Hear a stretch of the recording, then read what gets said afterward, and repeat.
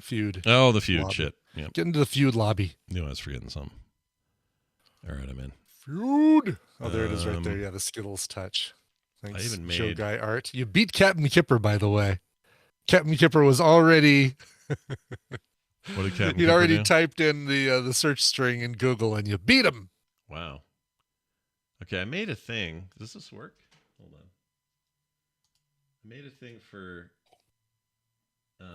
feud where I actually, I think I have to shrink it. Is that what I did? Where I actually fit everything inside of a Tadpully feud window. There we go.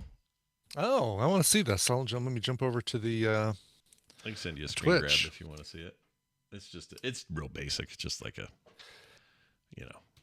thing. Is it up right now? Let's see here. Yeah, loading. There it is. Oh, look at that. It looks great. Yeah, it works good. I don't know if I can get I don't know if I sized for title. I may have to fiddle with it. But we'll work it out. I can shrink it down. All right. Anyway, all right. Let's do a show, everybody. Yeah, let's do that. Okay. All right. Shit. Okay. There we go. Well, okay. Well, all right. Okay, here comes the show as previously promised. In 3, 2, 1. I am beginning to think that maybe what I did was wrong.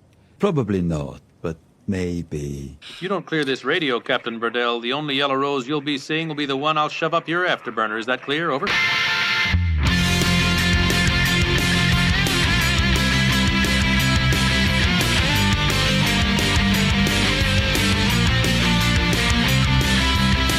The morning stream.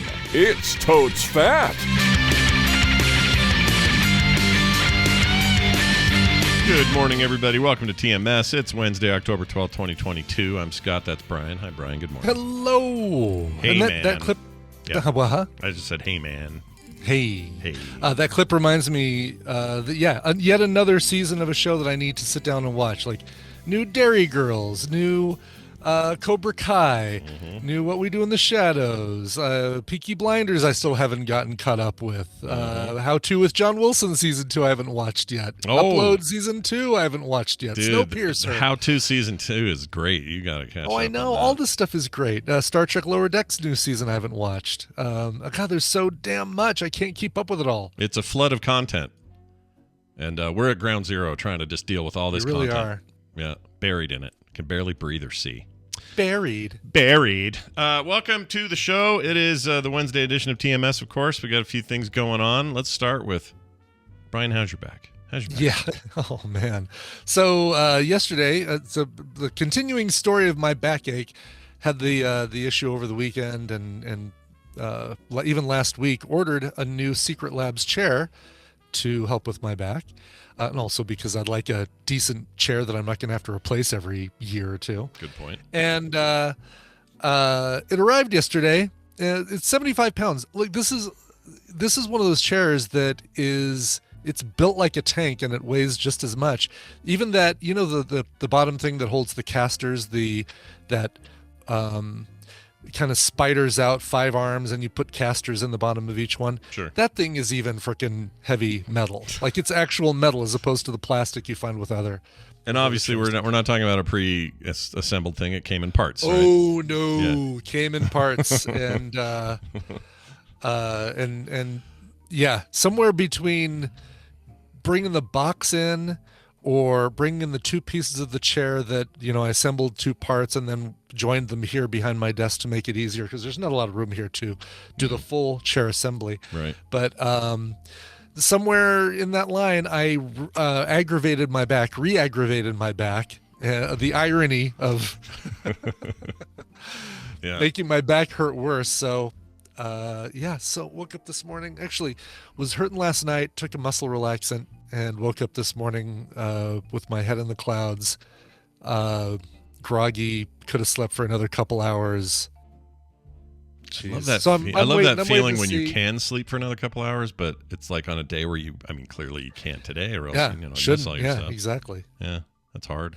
Would have been nice if it was any other day. On any other day. So 75-pound chair.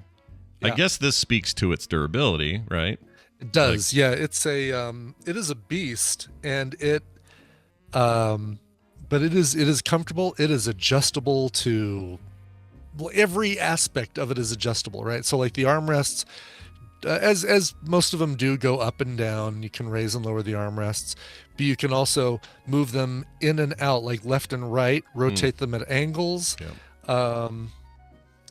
Like there's, recline function, and as you find with most chairs like this, but there's also like so the recline function keeps the seat in place and moves just the back. But then there's also where the whole chair rocks back and forth.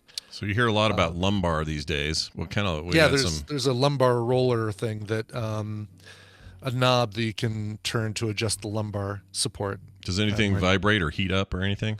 No. Okay. I mean, not in the chair, baby. But, something does, but it ain't in the chair. Something does. I do still have from my crappy Spider-Man gaming chair. I do still have my Spider-Man vibrating pillow, which will work with any chair. Yeah, you can put that anywhere you want.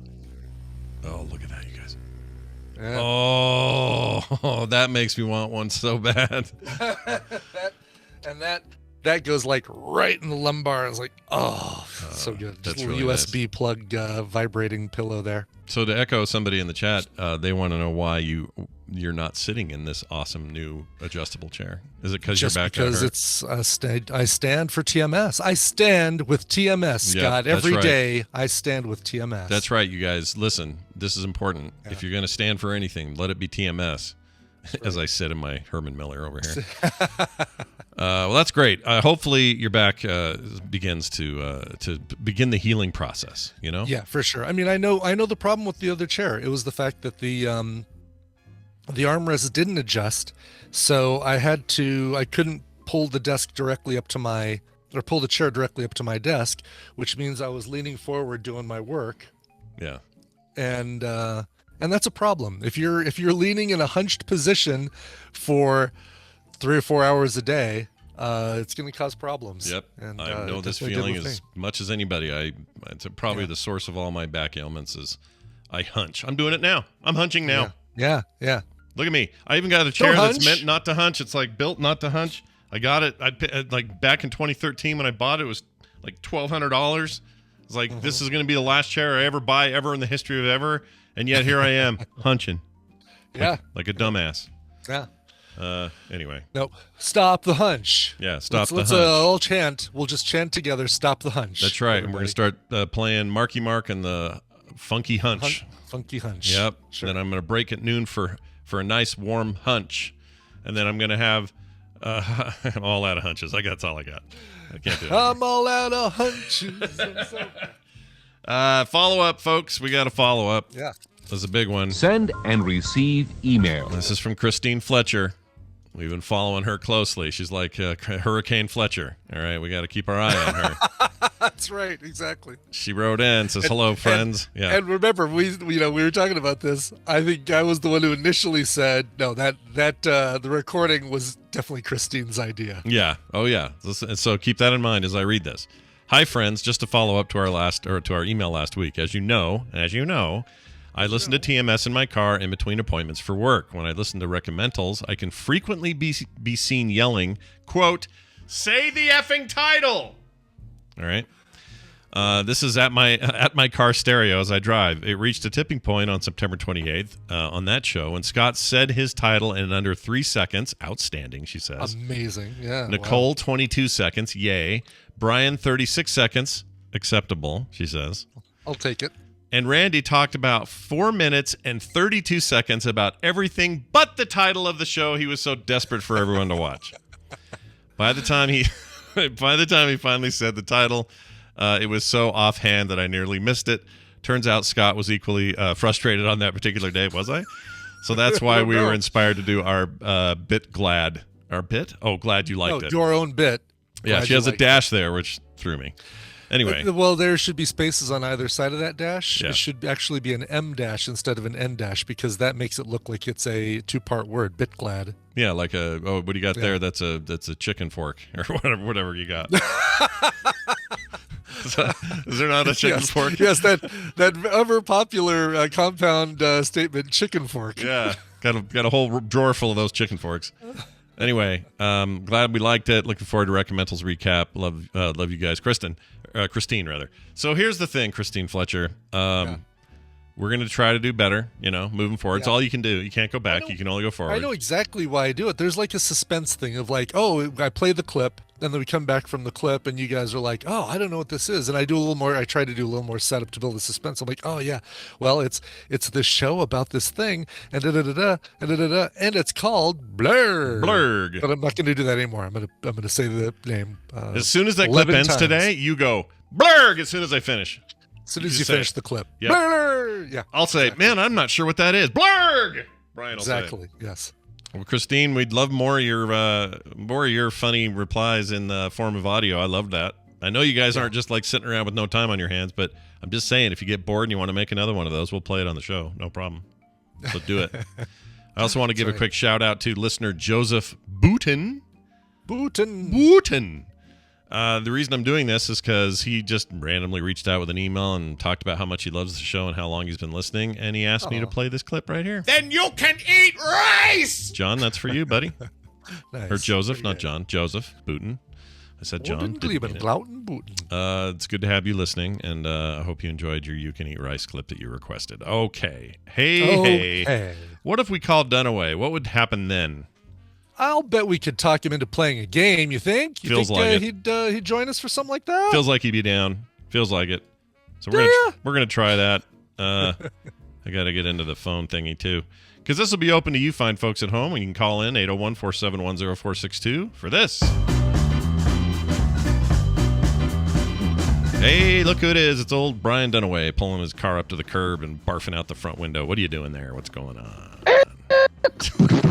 Oh, hi, Scott and Brian. Wow. What was that sound? I don't know, but Discord really had a blast with it, didn't it? Yeah, it did. That was great. You can do that anytime. I like your Foley work. It's good to have you here. It's Brian Dunaway, of course, joins us on Mondays and Wednesdays for this little game we play with you at home. Again, that number is 801-471-0462 if you want to be a part of today's Tadpully feud. Let's see who we get. Oh, nobody yet. No calls yet. Okay, we're waiting. Oh, here comes one. We're waiting patiently. I think we got one. Hi, thanks for holding. Who is this? Hello. Hey, it is Chuck from New Hampshire. Well, hello, Chuck from New Hampshire. It's nice to have you on. Is this your first time? NH. I think Chuck's the first. This is your first time, right? I don't recognize your voice. I've called in a couple times. Actually, you guys took my name in vain yesterday and added a computerized voice to my email. Oh, that was you? That was me. Yeah, Chuck that's awesome. I'm really glad we could do that for you. Fantastic. Well, Chuck, it's good to have you here. Brian Ibbott's going to explain these rules, and tell us what you could win today. Hey, Brian, do that. I'll do that. It's time to play. You were about to say something, though, Chuck? Sorry. Did we cut him off? I didn't hear. I'm sorry, Chuck. What'd you say? Yeah, I was going to say that I was able to find the Discord link, and I had fun filling out all the questions. So right. I'm ready. Oh, awesome. That's okay. Right. Okay. Oh, yes, I did get you your. You were the one who needed the link. Good. I'm glad you found it. Yeah, and I got his follow-up email, and that was pretty funny too. So thanks for sending that. Cool. Anyway, Very all right, good. Brian, explain it. Thanks for that extra little bit you put in there about my anus. Hey, it's time to play the Tadpully feud. I've surveyed the tadpole on some nerdy topics. Scott and Brian now predict the answers that they gave us, and it's their job to see how many of those answers they can guess. Chuck, your job is more important than ever because you're going to be working with either Scott or Brian. One of the two, but not both. Not both. Good people. Both. If your team wins, you get a prize package that includes Red Solstice 2 Survivors. This time it's the Survivors and Nebuchadnezzar. You gotta say that fast. Nebuchadnezzar. Oh my gosh, these are both really great games. For real. Like Red Solstice 1 and 2 are excellent. 2 is amazing. Nebuchadnezzar's like the old Pharaoh games, I'm trying to think of another. Caesar 3. Zeus, those ancient city builders from the late 90s I like and 2000s. Those Age of Empires kind of thing. Ish. It's more like they're ancient empires, but it's more about building your city and less about fighting and stuff. I prefer those. Okay, I'm sorry. That game has now been replaced with something else. Nebuchadnezzar is an extremely cool, modern take on it. It's very, very good. I'll buy my own copy to play on my Steam Deck. There you go. That's probably a tough one to play on Steam Deck. You probably need a lot of a big size screen for that one. Well, it would probably work, but you'd have to use those thumb pads almost exclusively. I'm not sure you want to do that. Yeah, I don't think I want to do that. Yeah. I Anyway, guess I could always. I do have a USB thing plugged into my Steam Deck. I could use a keyboard with it in my monitor. totally so. can. Yeah, absolutely. The best thing to get, you go. It's super cheap. It's like $5 on Amazon. They got a little dongle that'll do USB-C into the device, and then it splits out into two little USB regulars. So you can have a mouse, a keyboard, and then even fire off a freaking HDMI connection to the TV. Yeah. It's badass. I love Sweet. mine. Yeah. Sweet. Anyway. Okay. Hey, let's get to your Sweat. topic. Let's actually play this game that we're sitting here getting ready to play, and it's kind of appropriate. We asked 768 Tadpullers to give their best answer to this. Name a popular video game that most people have in their Steam library. Scott. Half-Life. Half-Life. Show me Half-Life. Number 3. Interesting. Now I'm going to clarify before Brian answers anything here. Sequels. So Half-Life would include Half-Life 2, right? Oh, Stuff okay. like that. Okay. If it's a numbered sequel or Okay, so it's you combine the series. There's not multiples. yes, only in name though, right? So like, Right. trying to think of a good example that wouldn't be on this list. Zelda, if Zelda were on Steam, right? Zelda would include Zelda 2, Zelda 3, Zelda 4, but not Super Smash Brothers, even though that includes Link and Zelda and some other characters from the game, if that makes sense. Right. Makes sense to me. Right. All right, okay. I wish Zelda was on Steam. I wish. Right, yes, Yeah. okay. All right, so 2 answers will beat that one, Brian. Do you have a guess? I do. Every person I know who has a Steam library has Portal. Now, if the Tadpool actually put it in there, I can't say. Show me Portal. Oh, number Yeah. 1. Nicely That's done. what I was because I know Portal is kind of a sequel to Half-Life, but not quite. It's it's an offshoot kind of It's thing. shared, That's why I shared, wanted to- shared universe, I guess, right? Is what shared you'd say. universe, exactly. Yeah, at least they All say. right. That means, Brian, you've got control of the board. You've got Chuck as a partner. 8 answers left on the board. Chuck, What do you got? He's got Chuck to say 5 times.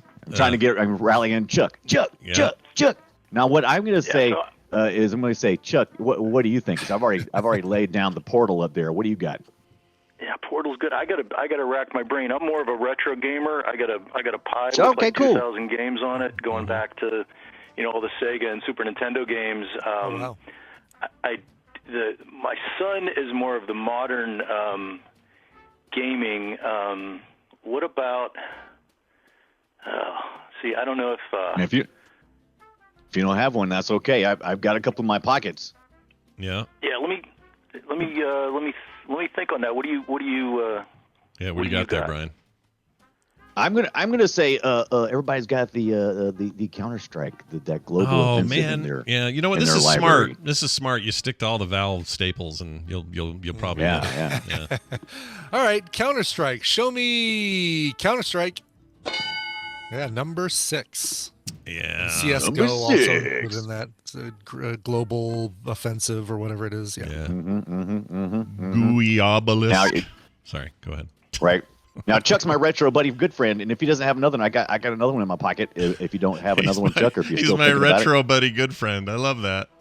Are they? That's right. I mean, are they still playing like Doom or Quake in there, or I am. or what about Overwatch? Is that one that would be in? Overwatch is In Steam, exclusive. or The is that- battle. I wish it's exclusive to BattleNet, but they don't. Battle. Yeah, that's Okay, 'cause, BattleNet. yeah, Yeah. my But you're my right. son That is was a in hot that. new game. Yeah, it is. That is a hot new game. Yeah, I And played some of the too, new one he- yesterday. He was in the queue with 20,000 people in the queue playing last week. Finally got in. Got all his stuff moved over. but- That was a rough couple of days, man. It was rough. I played some Yeah. last night, had no trouble playing. It was fine, but it had a rough launch. Let's put it that way. Yeah. Anyway, I often one of the things I do on my Steam is I will look to see whenever I'm looking for games, I'll look and I'll take a look over on the right hand side and it'll say, this number of people have this in their Oh, sure. library.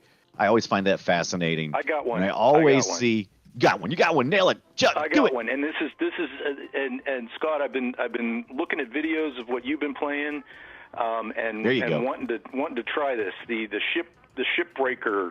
Game. Oh, yes. yeah. Well, this will determine whether the The Tadpool has been influenced shipbreaker. by me or not. Yeah, if they've all went out and bought this thing, because I couldn't stop talking about that game. I love that Yeah, game. that Yeah, looks you that wouldn't looks really shut cool. up about and My we've got God. the older Xbox, so we don't have the newer one, but it's supposed to be coming to Game Pass. But Yeah, it's on Game Pass now. Yeah, you can play it now. but it's on Yeah, but yeah. you got to have the newer Xbox, right? Oh, is it a series? It might be a Series X and S only, I not think it's Series one. X only. I don't think it works on the older Xbox ones. But that's a pain. But anyway, That's too bad. So that's my guess. That's my guess. How All about right.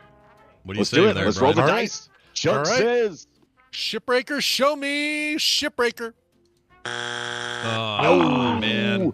All right, that's okay. But it was That's it right. was a It's a good good game. it was a good thought though, because we are talking about the Tadpool. And yeah, and they're listen to what Scott has to influenced. say. Yeah, they're do. influenced They by totally us here.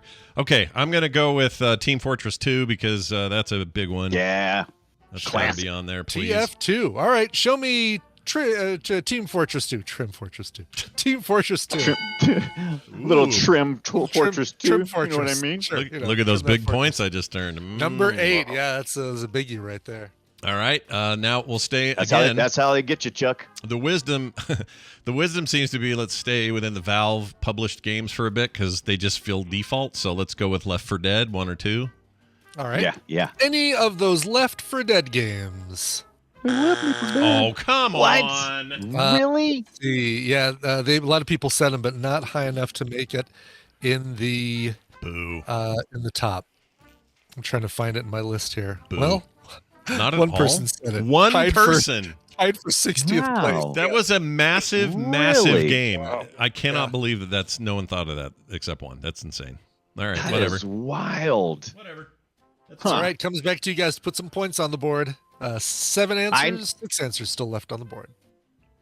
I know Probably one that I Brian. always see people playing, but I'm just never sure. I'm like, Sure. would this be on the list? Chuck, you got another one? You want me to throw one out here? No, go for it, man. I'm going to say every time I turn around, for some reason, they're still playing Rust. People So look I'm you up and assuming- down. Rust. Oh. Oh, Was there a Tristan new loves update or that something game. I've seen? Did Tristan Yeah. play Rust? I didn't know that. That's great. Yeah, Tristan plays Rust, and it's like, why do I always walk in here when you're completely naked? Your character Yeah. on screen is completely naked. Yeah, you 'cause that's how start with start out. you start wiener out in that game. You do. You totally do. Yeah. Rocking out with your Rust. Show me Rust. Oh, come on! I'm surprised by that one too. That was All right, a very I have a popular different. I got a game. different direction to go in then. All right. Okay, so All right, I well, I felt that one out. All right, Let's see if Scott's able to put something on the board here. I'm gonna go with another Valve game. I hope I'm not. I feel like maybe this is a mistake. I'm gonna say Dota 2. Dota 2. Dota 2. All right. Dota 2. That's a great one. Show me Dota 2. Are you freaking What? kidding me? That That game is the least number one 16. charted game on Steam. If you Number go look at 16 stars. in the list. is Dota 2. Crazy. If you Yeah. look at Steam charts right now, it is the most Yeah. concurrent played game right this second. Literally right this minute. Yeah. That's insanity. Oh So yeah, you're, Dota looking, is that you're, because you're the- on Steam looking at what's popular? It doesn't take much. You Is just that- go to Steam charts. Go to Steam I charts, got So one. they, and you'll see it. you They're got number one. You got one. Yeah. Number Any Yeah. one. GTA. Wait, what you got? What you got, Chuck? What is it? GTA. GTA. Grand Theft Auto. That's a good one. That's a good one. Sure. Grand Theft Auto, and let's see if that made it on the list. Whew, Yes. thank goodness. Ooh, It's number finally. 7 on the list, and you guys take the Oh, that's lead good back. points, Chuck. That's good points, Chuck. GTA Good. 5 being the one that most people said, but Vice City and a couple other ones people said as well. But I There- lumped them all into one GTA. Right now at Now- 9:37 Mountain Time, there are 129,531 people playing Grand Theft Auto 5. Look at that. Okay. Yeah. All right. I don't think No, going to. but I hold don't on. think going This to idea, Steam and this looking at Steam that charts isn't cheating. translates to Tadpool. No, Yeah, I mean, 'cause if you I went could and looked say- at Tadpool results. Right, but I could say Maybe. Nakara Blade Point, and I'd be wrong. That's currently number 6. This is just that who's a- playing right this second. Yeah. Fine. Not cheating. I'm giving you shit. Now, when this survey was probably taken, I'm assuming probably This fall, about this a summer, month fall. ago. Yeah. Summer fall. Elden Ring would have been hot on everybody's mind still. Or would have been right before Elden Ring. Well, Elden Ring was what, February? So February? just this year, yeah. What do you think about that, Chuck? What do you think about the Elden Ring, Chuck? Go for it. All right, show me Elden Ring. Oh, man. Number 11. Number 11 was Elden Ring. Yeah. I was hoping So for some close. good points. All Yeah, right. It would have been great if one, like, 3 more people said it. It would have made in the top 10. It would have been great. So, Scott, right now, Brian's winning. Chuck is going to get these prizes. If you answer even 2 of these correctly, then you'll take the lead. But you can run this board out. I believe in you, Scott. I believe you can run this board out. I'm nervous because some of these they should be right, and yet they're wrong. Yeah. But they're not right. Okay. Oh, jeez. This is a good blanket one because there's tons of them. I'll just say Call of Duty. Call of Duty. Show me Call of Duty. Number 9. thank God. All right. Okay. Now you got to run the board. Now you got to do it because Oh, shit. 3 answers Well, I'm left thinking- on the board. 4 answers left on the No board. pressure here. People in the community never shut up about Warframe, or maybe it's just 2 or 3 people. All I know is every time I'm in the tab 2 or it's 3 like, loud I'm people. playing the Yeah, Warframe. Warframe has its fans. what I People did. love that game. I It wish I does. could get into it. I tried a couple times. I just can't. That's a free-to-play game. Maybe it's on there. Oh. All right. We can look at the chat room too, because I'm seeing some You good can- answers right you now can in the definitely chat the room. Look at room. that. Yeah. Yeah. Oh, Ooh, I you like know that what? one answer. I like Skyrim. Let's do Skyrim. Is it on there? All right. All right. Show me Skyrim. Number 2. Okay. Elder Yes. Scrolls and Skyrim. I lumped all those together. That tells me something. How about Stardew Valley? All right. Show me Stardew Valley, which Bad answer. Ooh, it's on Oh, there. look at that. number 4 on the list. Yeah, I need to get back into that, especially now. That's like a perfect Steam Deck game. Civilization. I know. Civilization. Okay. All right. Civ. Show me the Civs. Show me some Civ games. Number 10. We Holy might run it. Scott, One- rolling. One last answer. We tell you to clear And it's the a good board, one. And it's you, on, yeah. It's a good one too, because it's like it's on the in the middle range there. It's still an upper end. Yeah. So that's pretty good. Yeah. right. Exactly. Ugh. Tadpully certainly What are we not seems thinking to be of? focused on one What about Destiny? one And, answer. I find the whole thing to be sus. That's what I'm saying. I Sus? find You think the it's whole all thing sus? to be sus. Oh, Among Us. Yeah. Maybe that's on there. Among Us.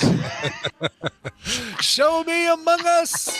That clears the board. Well done. That means we Nice- ran the nice board. catch, Brian. Well done. Yeah, the hint finally leaked through when Brian said sus, and for a while there I was like, Sus, wait, what is that? What does what that the mean? hell are these Sus, guys what are you talking about? right now?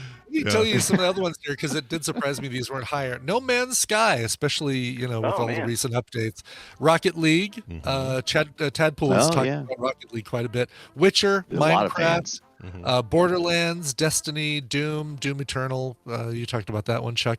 All the Fallouts and BioShock rounding out the top 25. Oh, interesting. Oh, BioShock is a popular series. I mean, for I sure. definitely think of Steam when I think of BioShock, but this wouldn't have been. I wouldn't have thought that would have been on the list. Interesting. Yeah.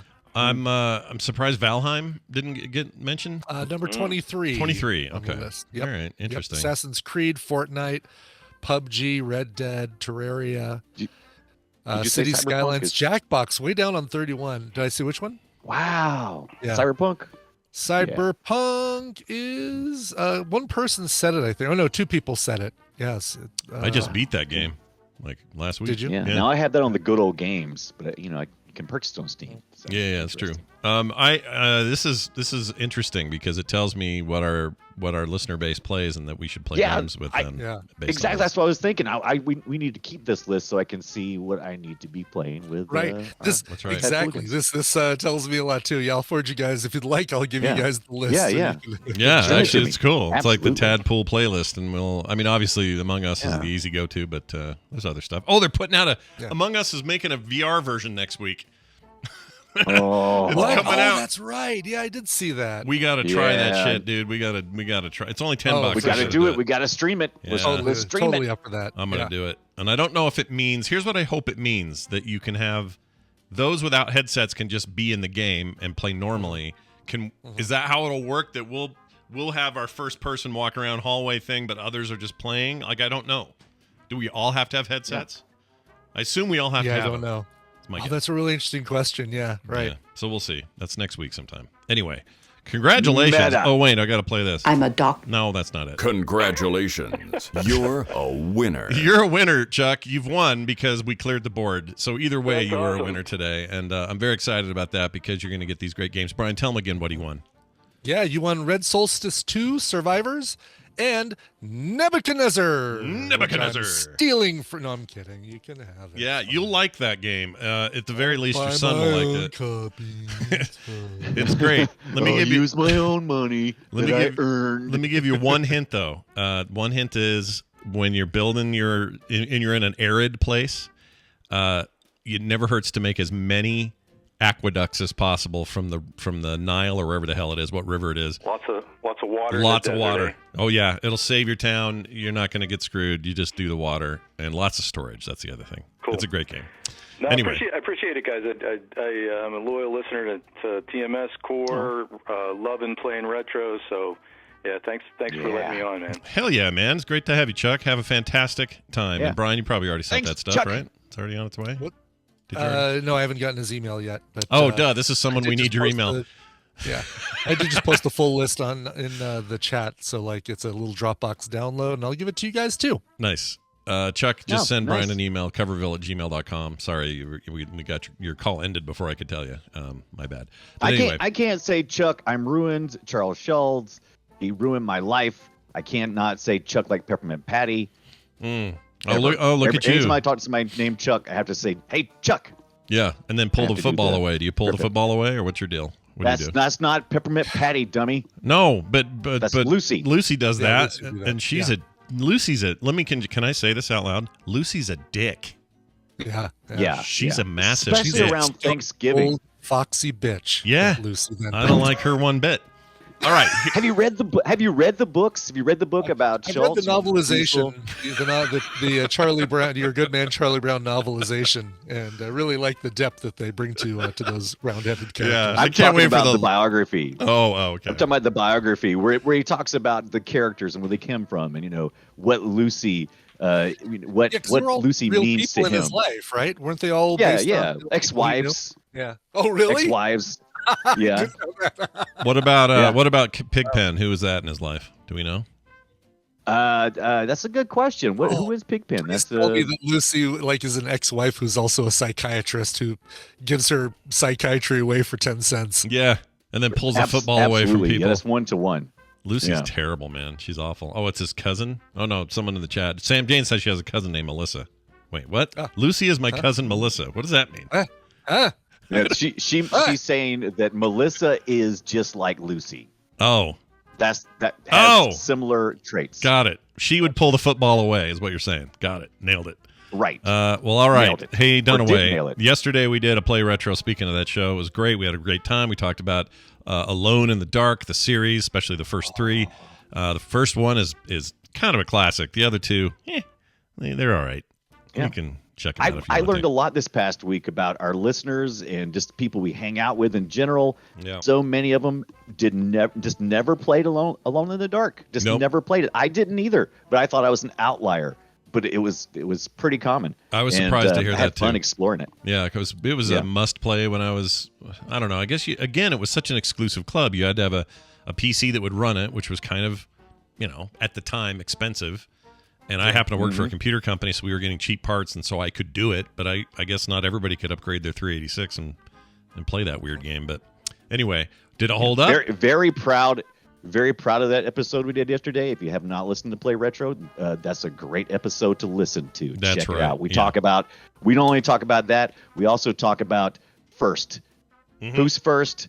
Yep. And how does insemination work? We Yeah, talk how about does it how do you right there on the inseminate Play Retro things? show. Yes, we talk about how to inseminate what? things. You put the wiener in, you move it around. Before you know it, baby. We did not talk about that part. It was much more biological. Oh, I missed that part then. Whoops. All right. Hey, Dunaway, bye. All right, he's out.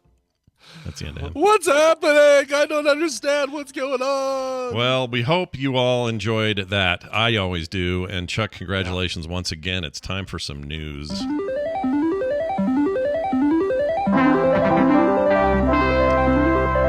his real name is Charles. Anyway, hey, it's the news brought to you by this little roll of Kirby stickers that Scott made. Oh yeah, look at this. So I'm going to give some of these away. I don't know when or how soon, but they're he's pants wearing. Actually, you know who deserves credit for this? Cleo's son drew an image of Kirby wearing pants, and it inspired the crap out of me. Colin, that's awesome. That's so good. So I made a bunch of these, and I'm going to cut them up into individual stickers. They're actually, they're what do you call those? Die cuts. Die cut, so they're the shape of Kirby. Mm-hmm. Yeah. They're like Kirby. They're like YouTube thumbnails. You put a little white outline around them. That's right. All you need is some big block letters next to it saying, "Is Kirby the devil?" Question mark. That's right. So I'm going to send these out. How I'll do it yet, I don't know, but some lucky TMS peeps will get those. So watch for that. Oh, so cool. All right, let's get to this story here about a man high on magic mushrooms. Okay, first of all, let's clear this. Let's get this out of here. Have you ever intentionally or accidentally partaken in the magic mushrooms world? Have you ever intentionally one time, and it was in Vegas? And how did that? Okay, I talked to a guy just 2-3 days ago. I'm not going to say his name because I don't know if he wants me to. Who said that was a life-altering experience? Mitt Romney. It was Mitt Romney. I touched his testicles. Yeah. Just kidding. It's a long story. Go check out life-changing experience. I would say definitely not. It didn't do much for me. I mean, I could tell that I'd taken something or that I'd eaten something, but it was so. I think I like alcohol better. Okay, because that's what I've heard. It tasted horrible. Oh yeah, that's the thing. They taste really bad. So what I understand from most cases, you get 3 outcomes when you take mushrooms. One is what you experienced, just kind of like, that was gross, and also this isn't that great. And okay, whatever, move on. Yeah. Then there's the kind that have a very bad trip, like just effed up, like, oh my gosh, paranoia, I'm gonna die. And then there's the one where it's like, then they're the one where it's like the most enlightening, physical, spiritual, whatever experience of their entire lives. Visited by the Dalai Lama. Yeah, and he touched me gently.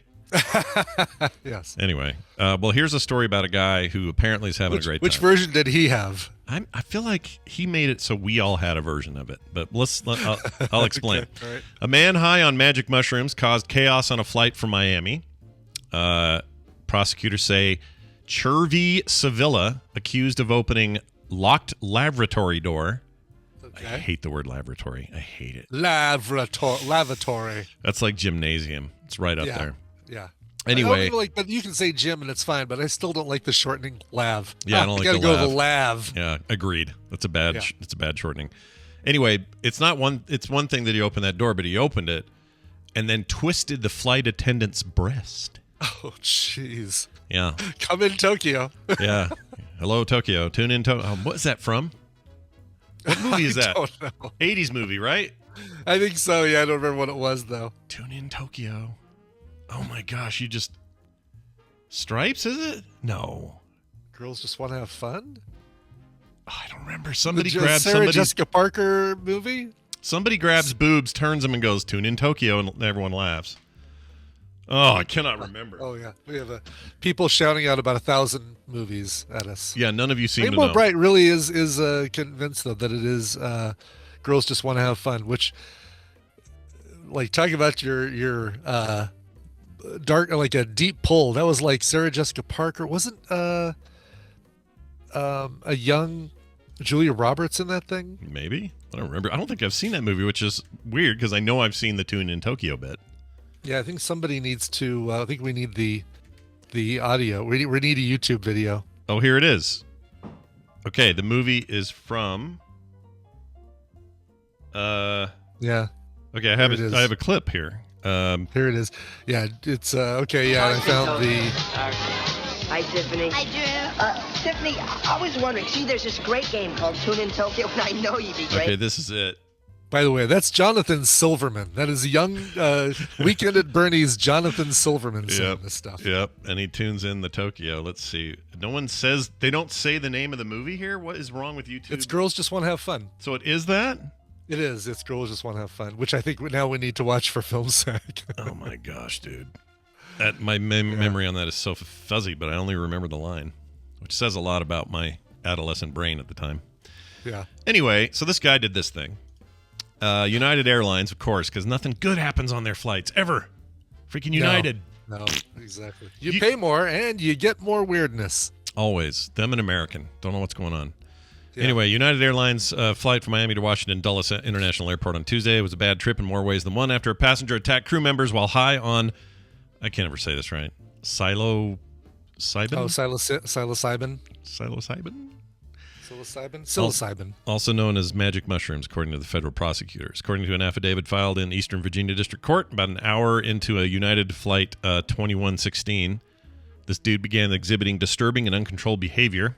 Oh, jeez. Prosecutor says he broke off a piece of a locked lavatory door, or lav, you know, opening the door while another passenger They was even inside. say restrooms are located at the fore and aft of the plane. Please do not congregate in the aisles. They Yep. don't even call them lavatories on the plane. No, they don't, and nor should they. Maybe this is a Europe thing, and you guys are fine to do what you want. You have your own way, but not here. Yeah. We're done. No. Keep that word out of our country. Keep that bullshit out of here. I'm going to the gym, not the gymnasium. Okay, That's right. it's not happening. Exactly. Yeah. Anyway, another passenger was in there. Then he wandered around the plane. Then he started running up and down the aisle, clapping loudly near the cockpit and yelling obscenities. He got in other passengers' faces, started yelling at them, according to an FBI agent. He wouldn't remain seated after flight attendants asked him to, and instead he screamed and outburst grew louder. He was then, at one point, laying on the floor, jumped up and twisted a flight attendant's breast after she calmly instructed him to take his seat. Finally, they had to have officers come in and subdue the guy. What a nightmare, dude. No kidding. Yeah. I hope you feel like a dumbass right now. Welcome that to guy. the no-fly list, pal. Yeah. Yeah, man. I don't like it. Not one bit, sir. No. I have to do a little short business trip to a work trip in November to Texas, and I worked really hard to get Delta on the way down. Yeah. I couldn't get them on the way back for some reason. So who are you flying on the way back? American. Ooh. And I never have had a good experience on American or United. You going to where are you going? You going to Austin? No, it's somewhere near Dallas. I don't even remember. I was hoping you would see, Jury and Schwood or something. Do those guys even exist anymore? I don't even know where they. What are they doing? They don't talk to us anymore. Not. They don't talk to us anymore. I'm not saying it's. I'm not trying to create. There's no dirt here. They just are. No. Yeah. They've moved on. Whatever they needed to, whatever they milked out of my teeth, they did it and moved past and moved on to the next cow. I'm kidding. It's a joke. It's a joke. I just never hear from them, so I don't know what they're doing. Anyway, I'm just teasing though. Don't make a thing out of it, everybody. I'm just kidding. No, exactly. I'm kidding. Anyway, so this guy's in trouble and probably should be prosecuted for being a weirdo. Okay, sure. Brian, here's one that you'll be really interested in. Yes. Clearly, this headline is all. It says it all. Okay. Your future sex robot could be hacked and programmed to murder you. Ooh. Yeah. All right. How's my current sex robot though? That one's probably okay without a. Just don't update the firmware. I don't have it on Wi-Fi. Yeah, I basically it's not even on Wi-Fi right now. Yeah, if you don't do auto firmware updates, you'll be fine. Okay, good. It's your firmware. I just don't want her to get bricked.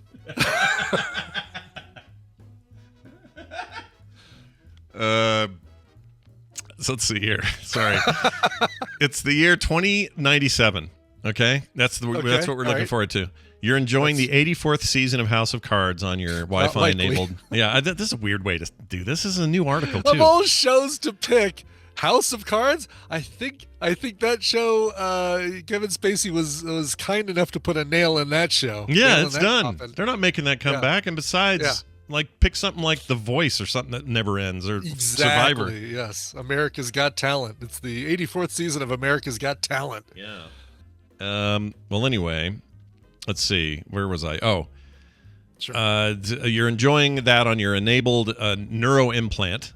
Okay. Sure. When your significant other walks into the room, sure, she isn't human, but she sure looks like it. And she has that look in her eye that tells you she wants to get a little freaky, Brian.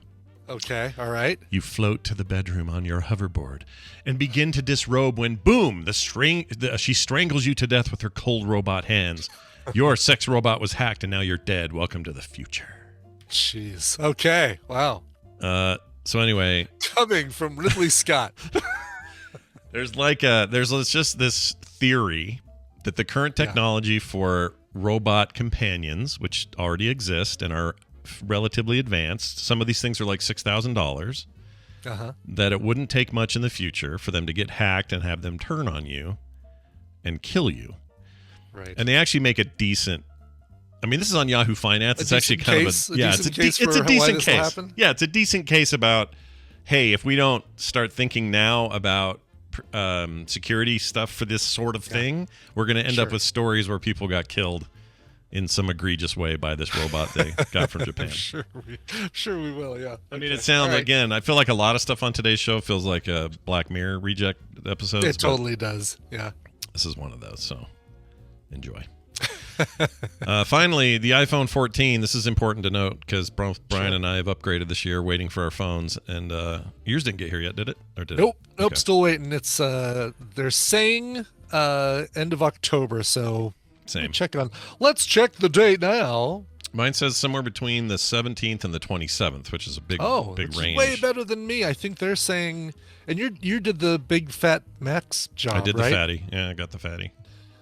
Did you get it directly from AT&T or through Apple Direct?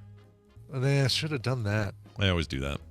Not for any reason other than that was what my original thing was, so I just sort of stuck to it. Maybe the AT&T. Yeah. I hear AT&T's actually got some pretty good incentives, like for new buyers or something. Like Nick's getting a new phone on a new plan, and he's getting it for way cheaper per month than you would through Apple Direct. So I don't know. Maybe that's it. Yeah, because that. Let's see. Yeah. Good news, we got your pre-order. It should ship by Monday, October 31st. So Halloween. It'll ship by that day. Yeah. It'll show up in cosplay of some sort. That'll be great. That's right. It'll be dressed as one of the Try Guys or something. Yeah, why not? All right. Anyway, so 14. iPhone 14. So the iPhone 14 keeps calling 911 on roller coasters.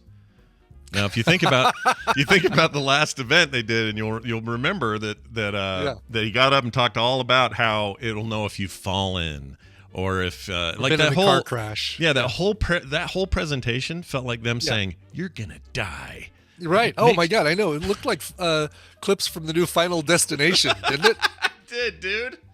Oh, that's funny. I didn't even make the connection, but it's very Final Destination, and it was hard to avoid because the watch talk was all about this, and the phone, and it's got the same thing that'll tell you if you've wiped out somewhere. Well, if you get up on a roller coaster, it thinks you're going through crashes, and it starts to auto call 911 if you have it set to do that. So that's Join not us good. for Disney's new ride, Crash Mountain. Yep. Yep. It says the impact experience with simulated car crashes is a lot like this. If the sensors detect you've been in an accident, it will display an alert and call emergency services if you don't dismiss it within 20 seconds. So that's the deal. When it calls law enforcement, it plays an audio message that alerts authorities that you've been in a crash and also provides them with your location.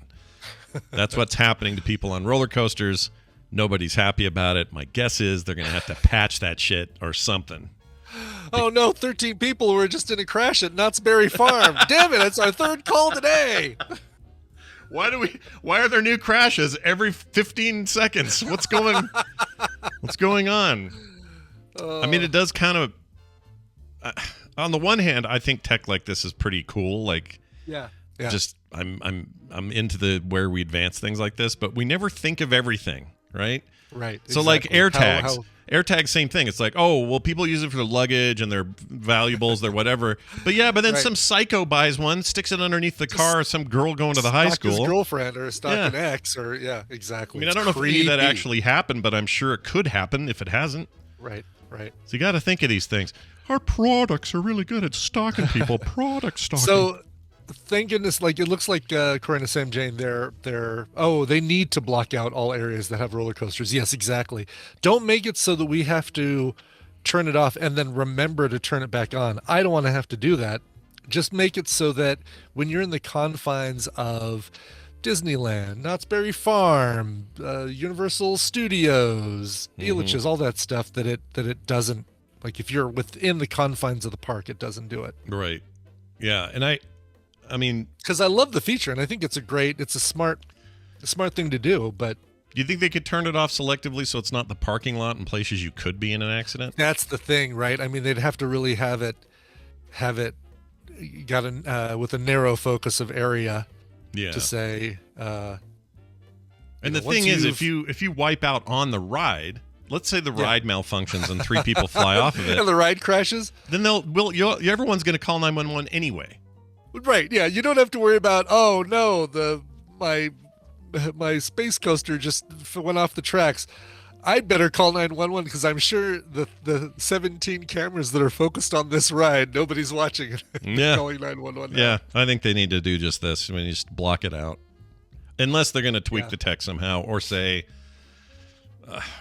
have the phone say, you're entering an area known for reacting with this technology. Would you like to mute it for the next 20 minutes? Or, maybe they'll do something like that. I don't know. There you go. That's a really good idea. You're entering Disneyland. Do you want to mute crash protection for an hour or half a day or something like that? See, we have solutions. There's problems in the world, but Brian and I, all about the solutions. It already knows that, when I get a movie ticket and it says, oh, you're going to see blah, blah, blah, AMC theaters, I will set your phone on Do Not Disturb automatically for the next 2 hours. Damn straight. Great, perfect. Damn Do straight. this make it mandatory and make it work for everybody. That's right. By the way, we couldn't get tickets to See How They Run.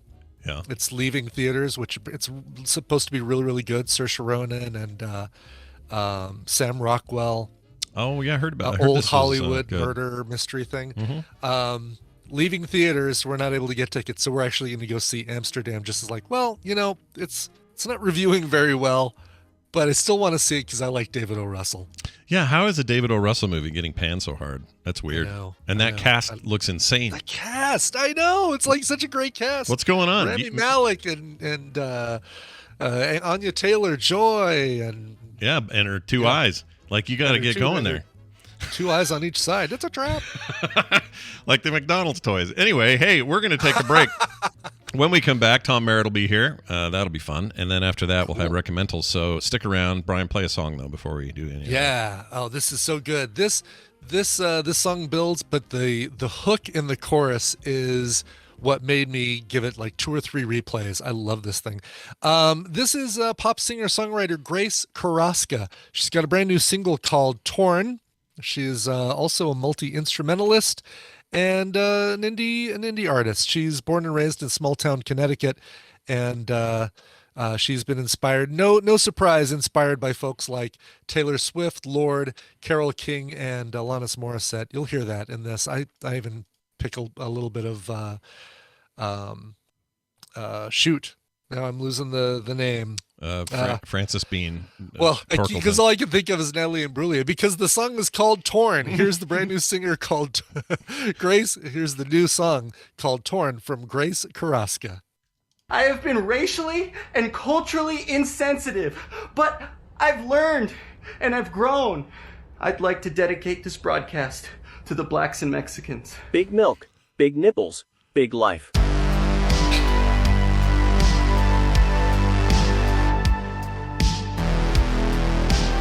Greetings, Earth Lady. May I interest you in some guacamole? This is the morning stream. And we're back. Hey, who is that song? That was so good. Wasn't that good? Wasn't that chorus awesome? Grace Carrasca and a brand new single, Torn. Nice. I'm torn. Did you get that, Christine? Did you hear the back announce of this song so you can find it, Christine? Well, we won't know till she calls in later and lets us know. All right. Hey, everybody, look what time it is. With the computer, as with any tool, the concept and direction must come from the man. Our resident technology master has joined us, you guys. Stand back and look out. It's Tom Merritt. Hey, Tom, what's up? Oh, where is he? Where has he gone? Where has my computer gone, as the meme says? Long time passing.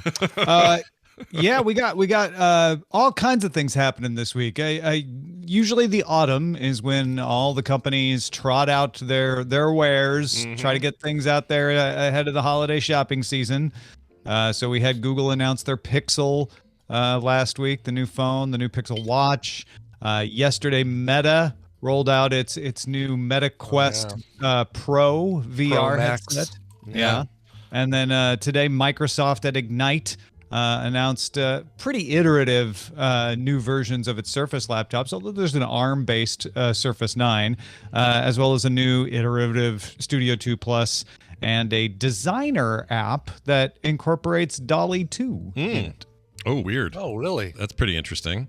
So, wait a minute. How is that? How does that work? Yeah. Explain that one. I was like, oh, we're going to talk about that new Quest Pro thing, and it'll be interesting. We can. I'm happy We to. still should, but We I'm still curious should. about Yeah. But my curiosity and Brian's, we require sustenance here. Give it to us. How do you integrate DALL-E? I was going to say, I think we'll have plenty of time to talk about the headset, because I too saw this like, ooh, that's interesting. How are they doing it? And the answer is, you can start with a text description like you can on any of these other text to image generators, and it'll give you a picture. Oh, okay. So it's that simple then. And then from there, it's like Canva or any of those things where you can like then manipulate it and stuff. It is kind of cool that in a designer app like Spark or Canva or any of those, you can start with like, okay, give me a horse riding through a field of poppies, and then it'll give you that, and you can then start editing from there instead of having to start from scratch. So it's kind of a neat way to take something like DALL-E 2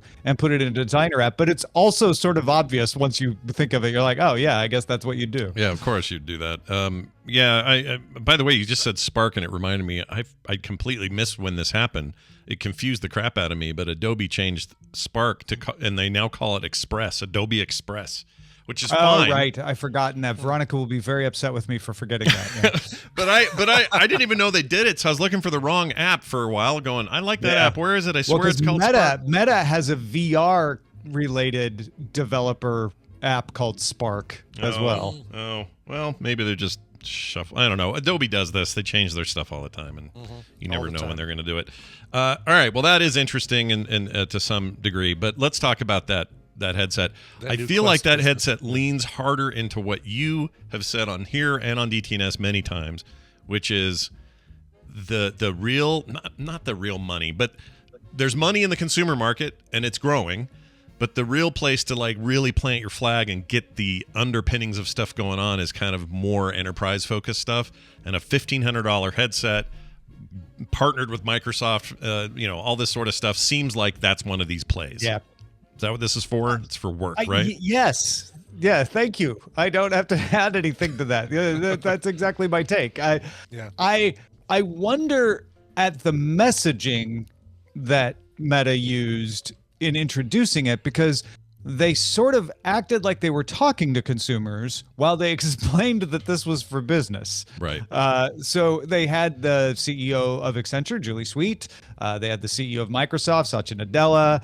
They talked about a partnership with Adobe and Accenture. They have like 700,000 plus employees. Mm-hmm. So they can buy just a smattering of these and give Meta enough of a client base to make money off this thing. Mm-hmm. But I saw all the reporters trashing the announcement, saying they didn't justify this, they didn't explain it well. And I agree with them from the consumer standpoint, but I don't think that's what this is for. No. So it is a bit of a muddled message from Meta in their announcement about it. But yeah, this is meant for the workplace. This is meant for, hey, do you want to have huge collaborative spaces that your employees can work in with like great big monitors, some augmented reality stuff that you can interact with. Because if anybody missed the announcement, the big thing about the Quest Pro is that it has color pass-through. Mm-hmm. So you can see the world around you in color. You can see the world around you in the Quest 2 right now, but it's kind of grayscale, right? Yeah. This would be full color so that, 4 people could wear these headsets, stand in a room and work on a project that had some virtual element, and everybody gets to see it in, the right perspective and all of that. And apparently it's very comfortable from what everybody said who tried it out. The battery is curved and in the back, which makes the balance really good. Even though it's a couple hundred grams heavier than the Quest 2, right. It's well balanced and very soft and comfortable. Yeah, which is very front heavy on the current Quest 2, and that's to be expected with most current headsets. So that seemed nice. And they also shrunk that, partly because of the battery, but shrunk that front end by 40%.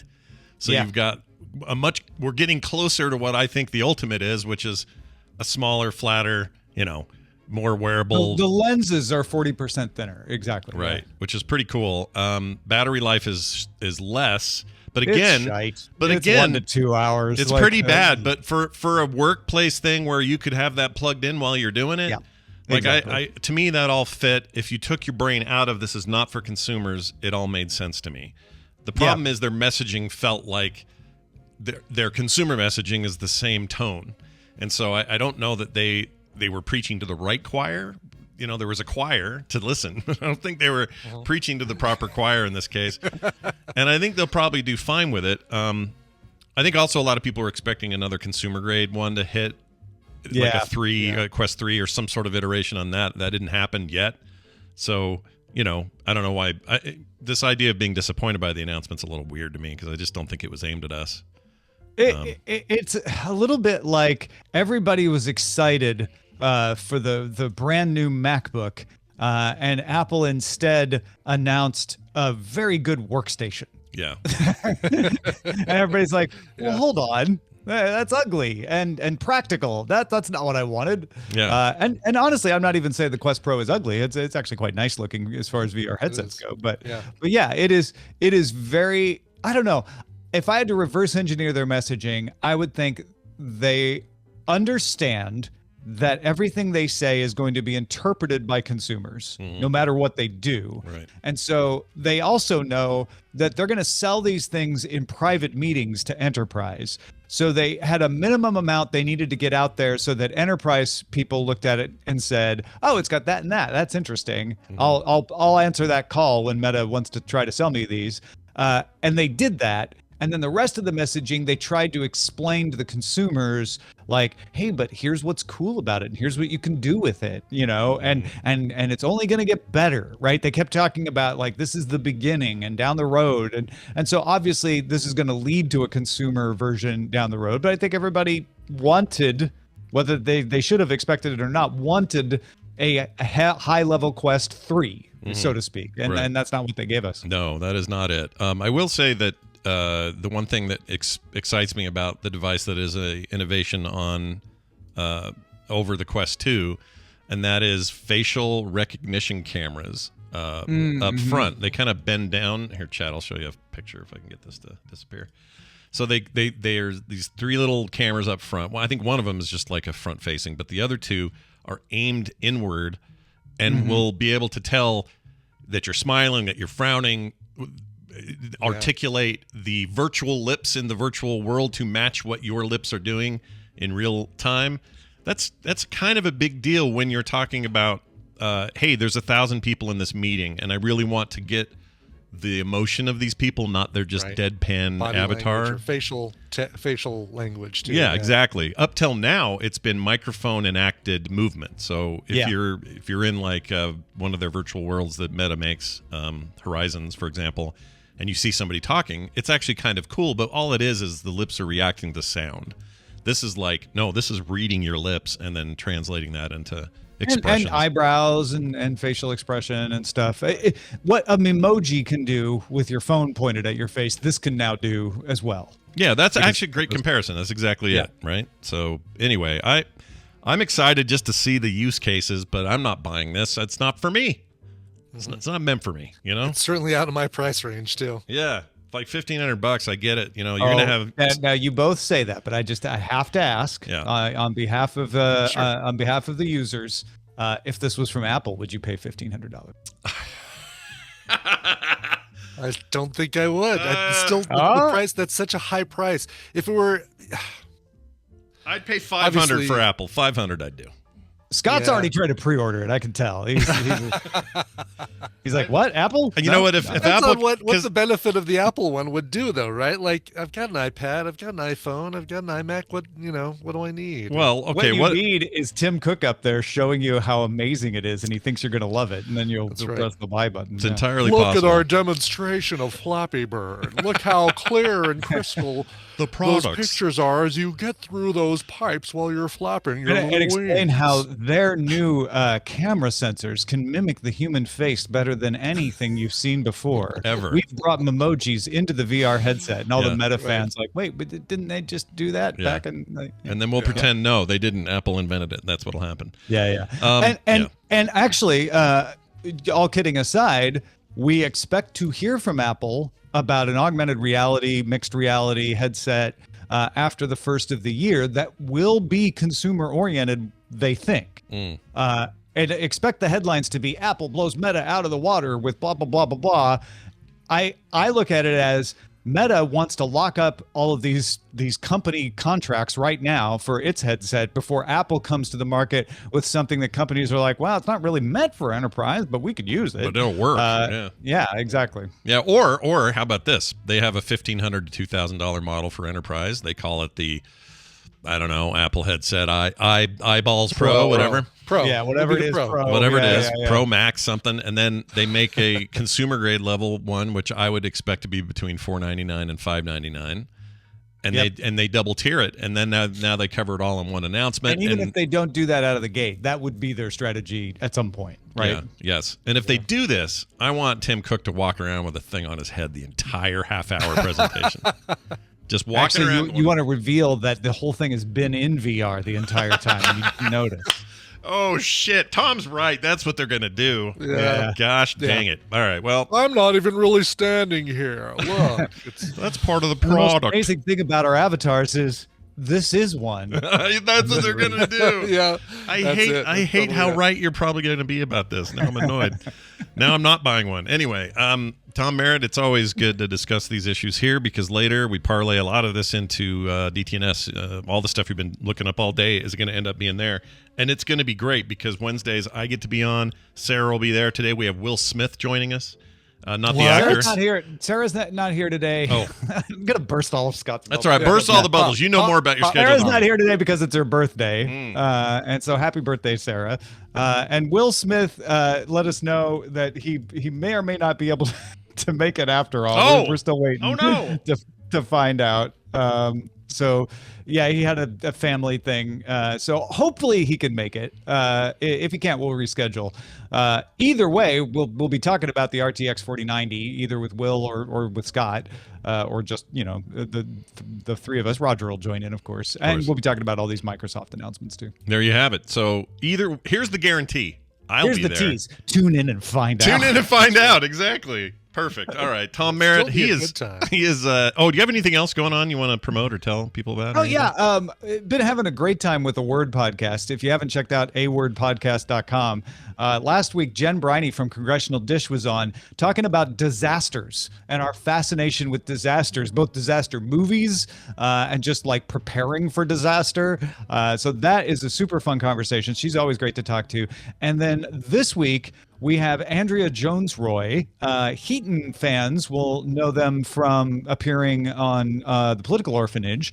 But Andrea talks to us about identity and what it means to have an identity and how we play with identity and all of that.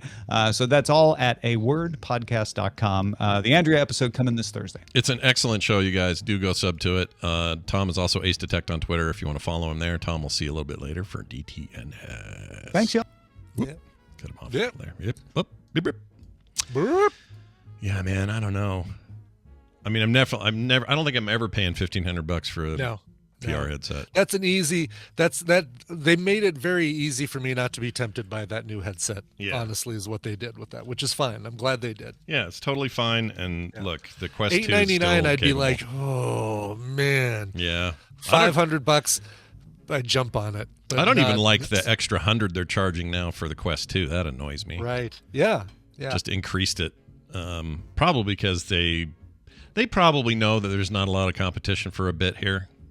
So they can do. Right. I don't actually know why they upped the price. It can't just be. Maybe it's just inflation parts. Because we can. Because they can.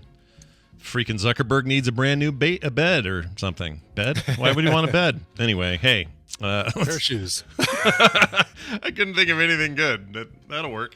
Who we add into the thing now? Oh, yeah. Randy and Nicole. That's who. Yeah. If I could just get their names here. Hold on. Okay, here we go. This is it. This is going to be great. We're going to do recommendals. It's very exciting stuff. And how do I know? Because I play this thing right here. That's right. Welcome to Recomentals, where we talk about streaming stuff and make recommendations based on our tastes and likes. Joining us today, Nicole Spag. Hi, Nicole. Hello. How are you? Oh. Am I too loud? No, you sound fine. No, sound fine. Oh, okay. Yeah, you sound good. I thought I upset Brian. No. No, I didn't say no. I said hello. Yeah. That's just the Mark noise is he bringing makes. in sound panels for me. Oh, no worries. Good. Oh, yeah, that'll be good because you got a lot of echo there, but that'll be good. Yeah, as long as we don't hear you flush, it should be just fine. Also joining us, Mr. Randall Deluxe. Hello, Randy. Welcome back. Oh, good morning stream. I have the windows open because it has been raining, which is like so exciting here. Yeah, it's rare. been raining, so we've been listening to the rain. So you might hear a little thunder maybe behind me. I was told it never rains in Southern California. What happened? Well, I mean, they put Disneyland here for a reason, right? That's true. I mean, it's raining at Disneyland today, and that's sad. I have friends. Splash Mountain all over the place. Yeah, take it off the mountain, give it to everybody. But I've got friends like 2 doors down are all in Disneyland today, and that means they're getting rained on. So I hope they're having fun. Yep. Go to the water attractions. May as well. You're already wet. Yep. Well, anyway, it's good to have you both here. We're going to talk about some stuff we've all seen, and I know a couple of us have gone full Halloween this week, which is fun. Yeah. But let's find out what Brian brought first. Brian, you're kicking things off with this clip. What do you got here? I'm not one of them. This is a clip you're going to hear, among others. You're going to hear Naomi Watts. You're going to hear Andrew Lincoln from Walking Dead, and they're going to be talking with an Australian accent. What? Whoa, what? I know he's British, but I've never heard him do Australian. So here we go. You're about to. All right. Honestly, it's the first time I felt normal since the accident. When I'm kayaking, I look like everyone else. All I'm saying is it's very hard. You've got your work. Sam's often alone. She likes her independence, Jan. But she can't walk. I'm right here, Mum. How much independence should she have? I'm 3 feet away from No, you. really. Please. What if something awful happened? God. She has a phone. Jan, she'd call. What if she couldn't reach her phone? What if it wasn't We charged? don't talk in what ifs, Jan. We live our life. Oh, yes. All fun and no responsibility. Look where that's got you. But now I just lie awake at night, worrying. And I don't?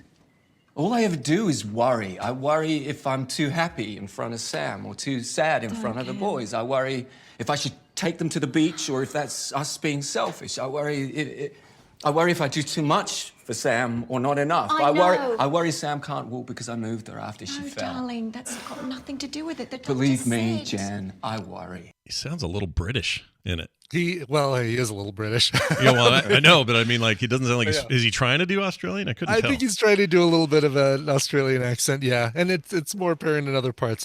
The name of this movie, Christine, is Penguin Bloom. This is an Australian film. 2020 it came out, starring, like I said, Naomi Watts and Andrew Lincoln. By the way, do you know Andrew Lincoln's real name is Andrew James Clutterbuck? No. Yes, isn't that far better? That's so great. Andrew Clutterbuck. Yeah, must have changed it before Cumberbatch came out, like right, like before they launched the Cumberbatch. Yeah, that's a good point.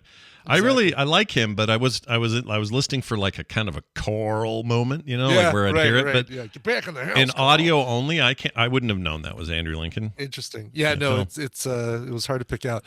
Yeah. He's also not holding signs up that say tell your husband that it's carolers outside.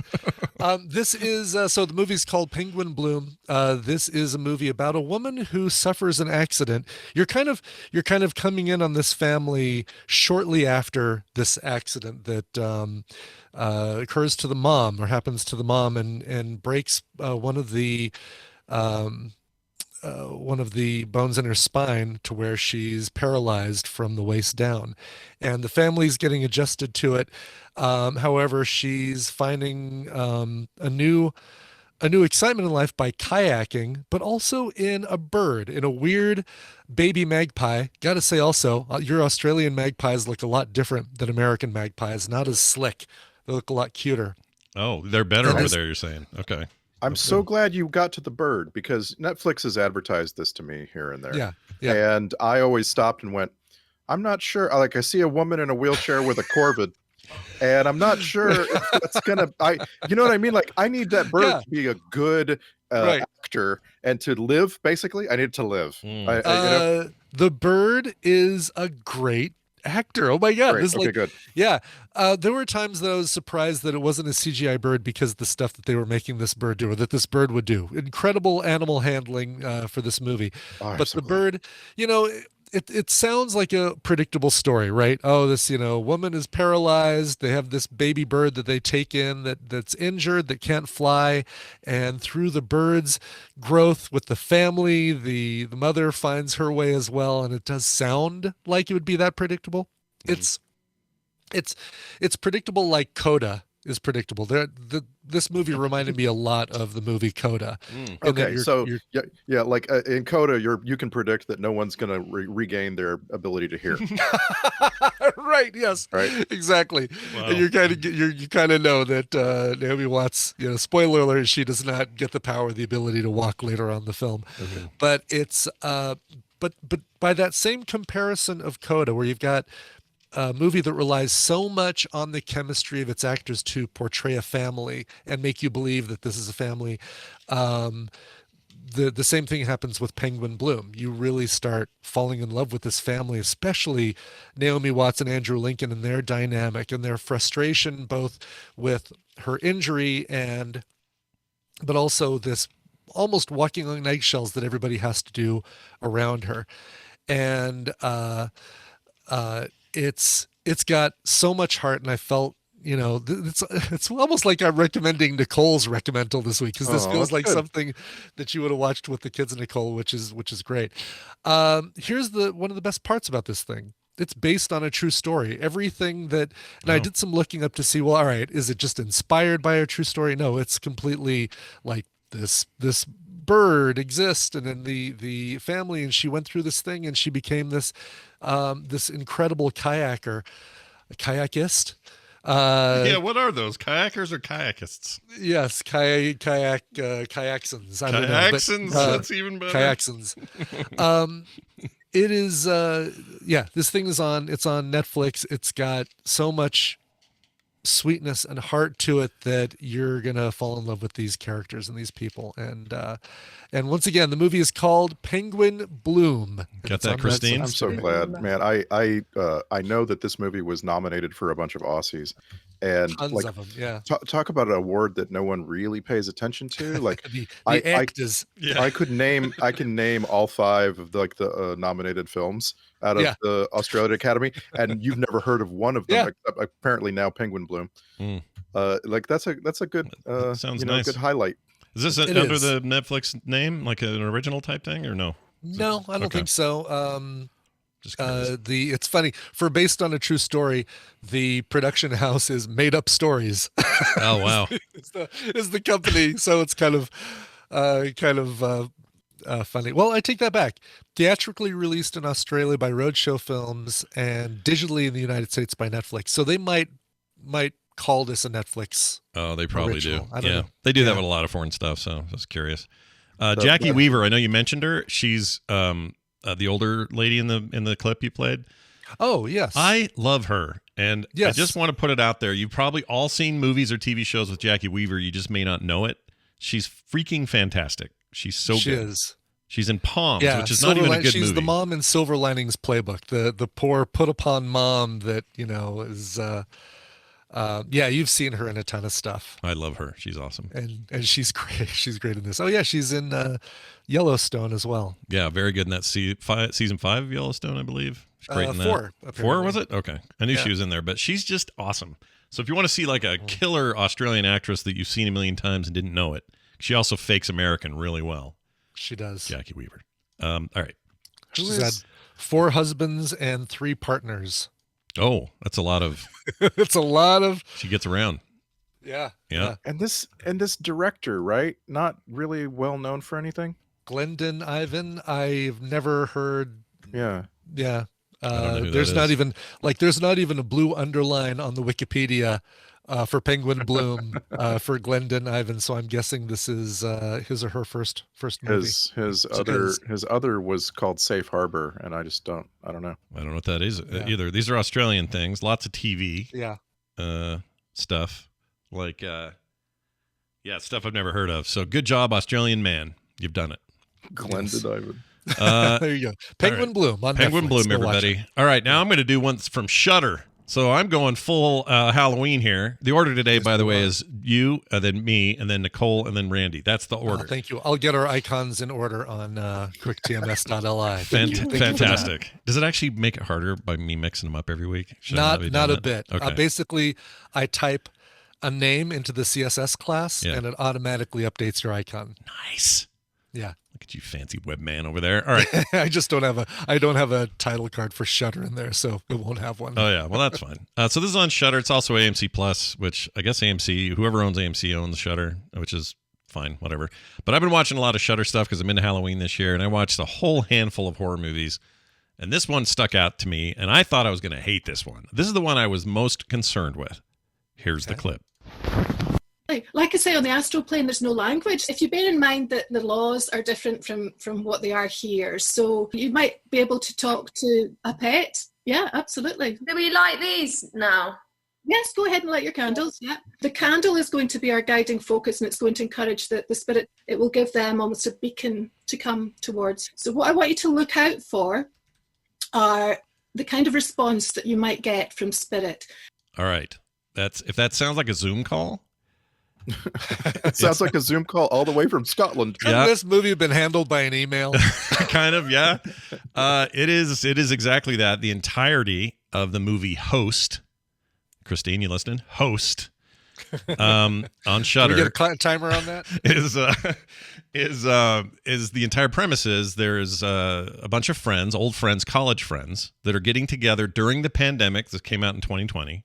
And again, everything I'm saying to you annoys me too. All right. So I've said it's a Zoom call the entire movie. I've said it came out during the pandemic and we're like riffing on, oh, hey, we're all separated, so we got to do Zoom calls. Let's make a movie about that. I hate all of this too. I know what you're all thinking. Okay. But my gosh, the movie Host is scary as hell. And I highly recommend this to anybody who likes. It's sort of found footage by design, but not really. The idea is not that they found this footage, but it's treated like a found footage thing. Everyone's pretending like they're real people. They're having a real call. And that's what sold me in this movie directed by Rob Savage. These characters feel as real as any bunch of friends would on a Zoom call. Like it doesn't ever do that cheat that I hate so much, where there's no way this camera angle would be correct in a like the way Paranormal Activity has its scary moments, but there are moments where you're like, okay, that angle wouldn't happen, like you wouldn't have that footage or whatever.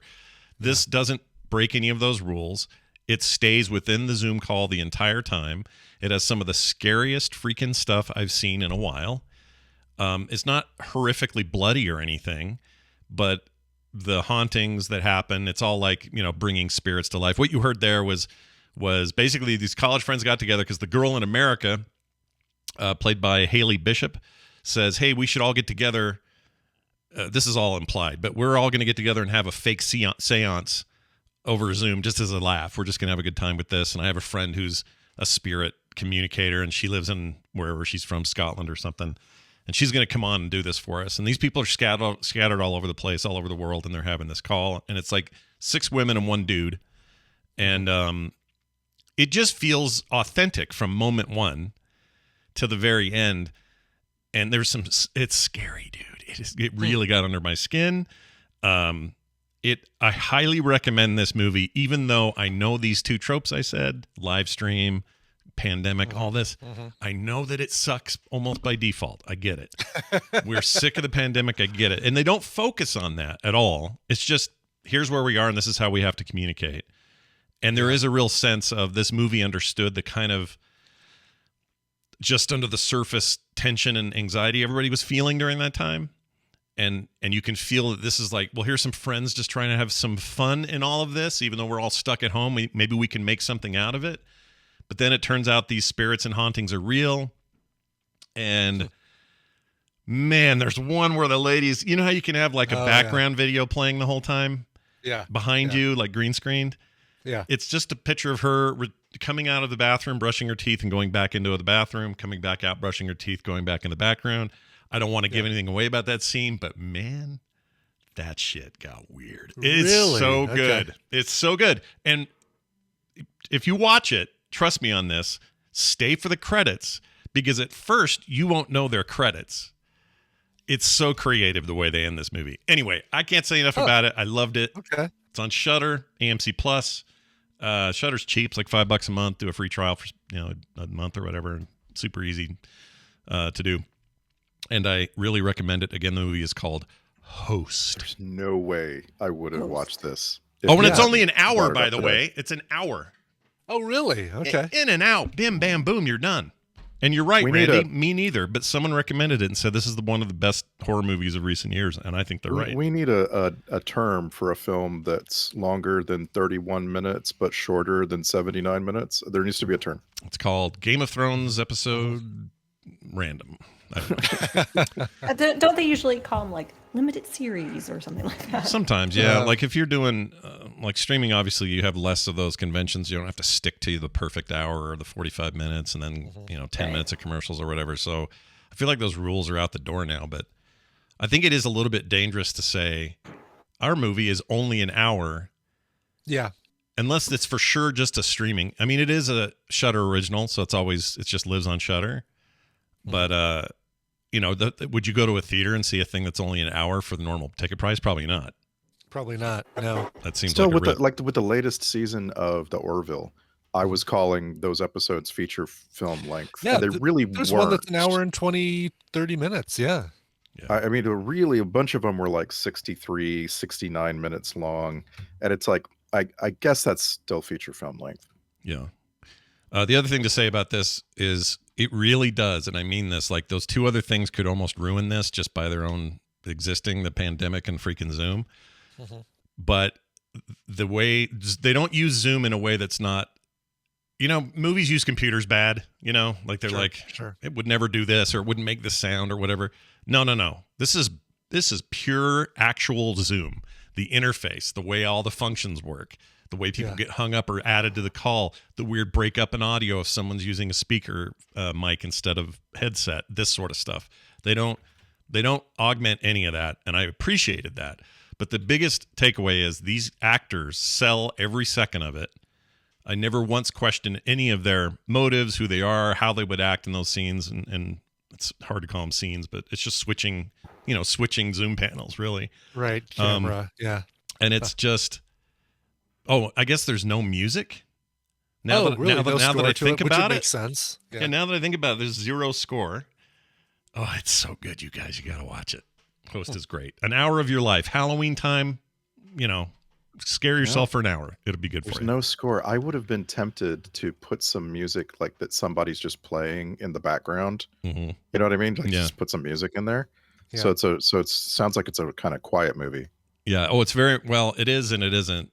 The quietness really does help with it, especially in some of the more intense parts. And also, this is not a movie that's afraid or not. It's not afraid to. Oh, I don't want to give anything away, but let's put it this way. I appreciate a horror movie where they don't make sure the one kid and the one lady live, Yeah, right. I like the ones where they're like, you know what? All bets are off. Anybody is expendable. Yeah. There you go. That's not a spoiler to say everybody in this is expendable, whether they know it or not. So there you go. Anyway, Host, now available on Shudder. Let's get over to Nicole Spag's Recomental. Nicole, what do you got there? That's me. Are you going to play it? I don't know. Did you send me a thing? Hold on. I did. Oh, there it is. There it is. Sorry. Oh, you sent it. Sorry. You sent it a half hour Do after the the show second. started, so I haven't seen it yet. All right. Do the 20-second skip because it says the name in the first 20 seconds. All right. Tonight, it is every hunter for themselves. Good luck. I'll be rotting for you. But one of you is a monster, masquerading as one of our own. I can't wait to find out what breed of evil you are.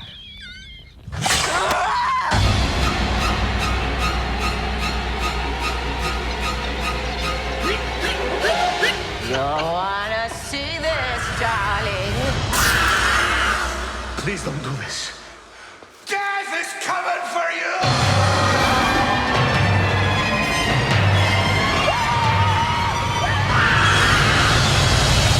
Werewolf by... Oh, shit.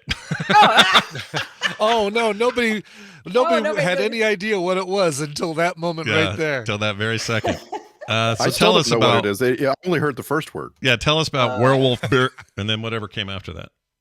What's that? Oh, it's called Werewolf by Night. It is a less than an hour.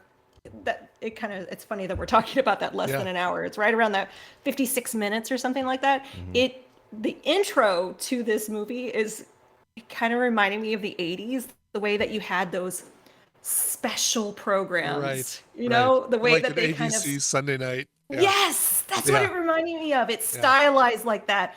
It's all in black and white. It has so much Sin City vibes. I was like, ooh, I gotta watch this like right now.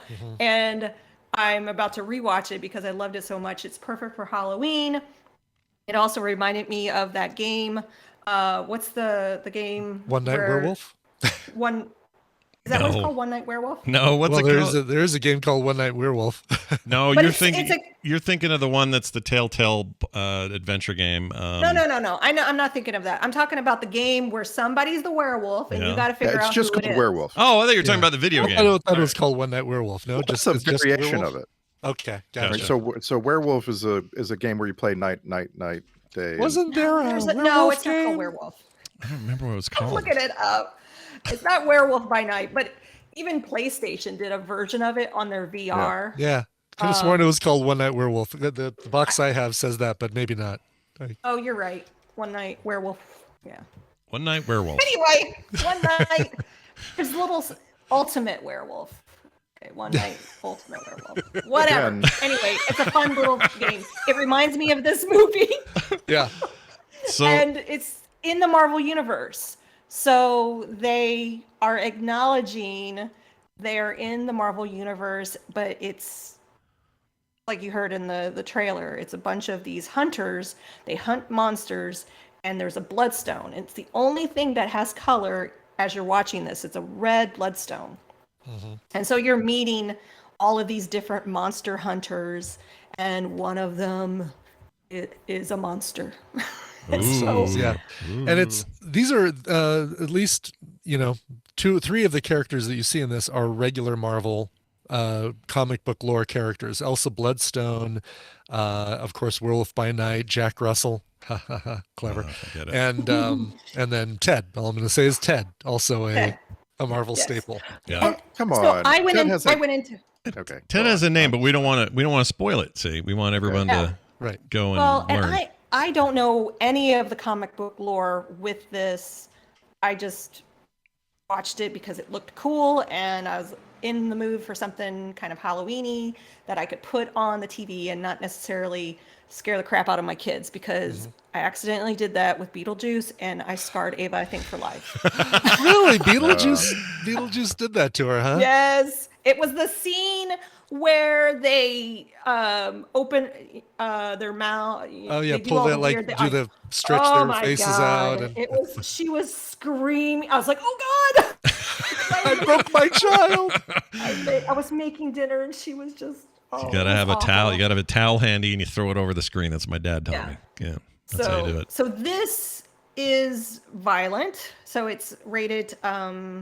I think it's PG-14 or wherever TV-14.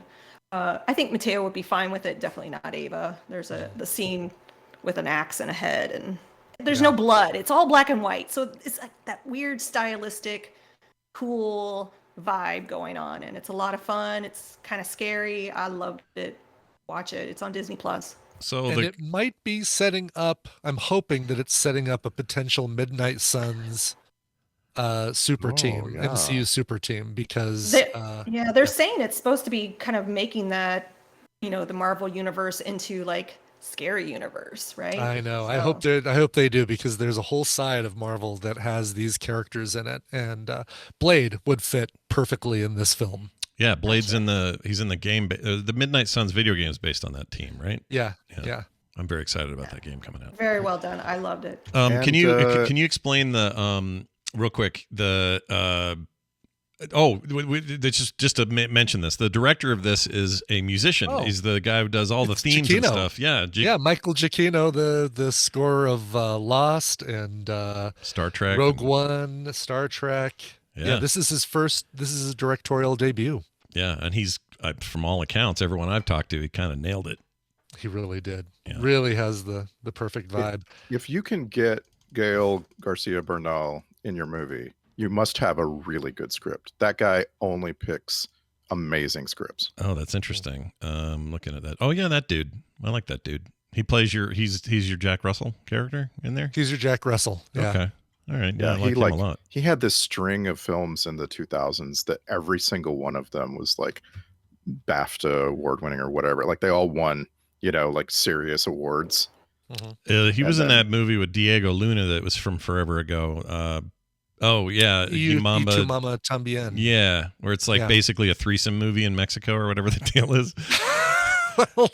Something like that. So brief, like it's just one little scene. Is it just one the scene? I don't remember. two or I don't three think I've scenes, seen it. I don't think I've seen the whole thing. I just knew that they were making out with one lady, and that's all I knew for sure. But it's a road trip movie, but yeah, it does play off of that. Yeah, sure. So that's funny cool. that this is named like one word off by that board game, Werewolf by Night or Werewolf.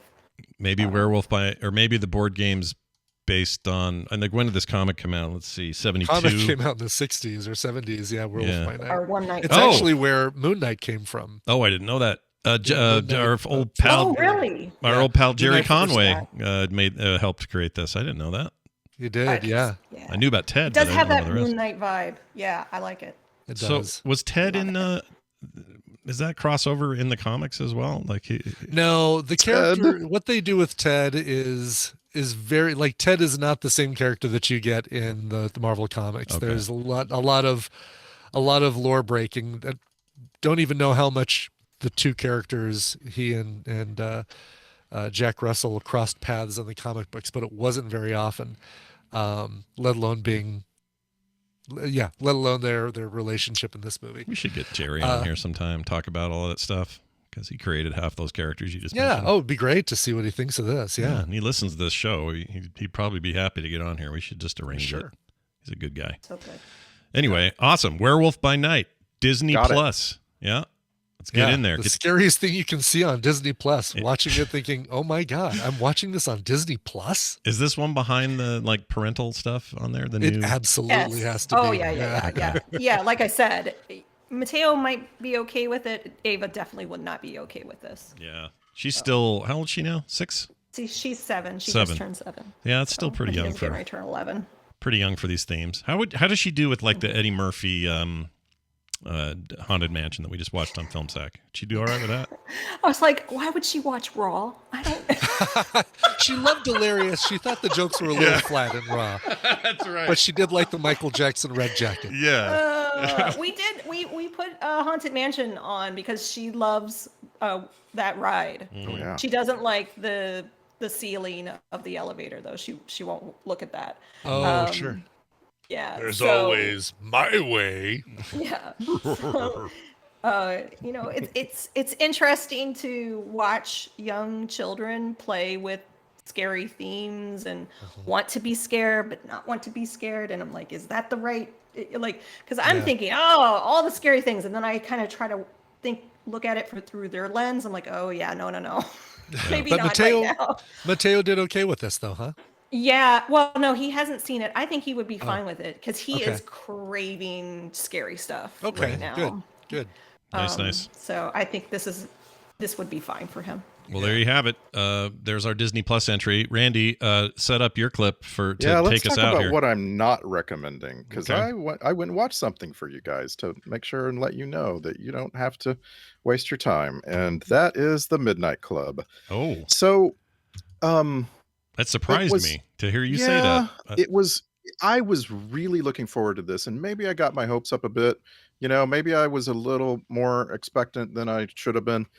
But the Midnight Club is just mediocre. It is not like your previous Mike Flanagan stuff. It is, and I think that's because it's based on a book that Christopher Pike wrote. It's just not like So you start this thing, and there's a story being told that is fantastic, and you're like, oh, this is going to be really interesting when something supernatural gets mixed in with it. And then a whole other story starts taking place, and it's just boring. And the story that it converts into is also it's not like, it doesn't give you anything to figure out, you know, because it's just got a bunch of characters making up their own stories. And for that to work, those have to be really good, and they're not. um the thing that really struck me was 2/3 of the way through the first episode, when the whole thing just shifts over to something different. My wife, Samantha Jane, just got up and walked out of the room, never came back. Really? Yeah. That was And the end so of I that. kept watching it, and I'm like, okay, maybe that was just a blip, right? Like maybe there was Yeah, this like yeah. a scene that was wrong and bad, and it'll go back to what it was at first, and it did not. That's a bummer. And Interesting. Well, Tina and I are only one episode in so far, and we're both really liking it, but I'm kind of bummed to hear that it doesn't that it yeah, doesn't and stay as again, good as Midnight Mass had this one cohesive story arc, Yeah. right?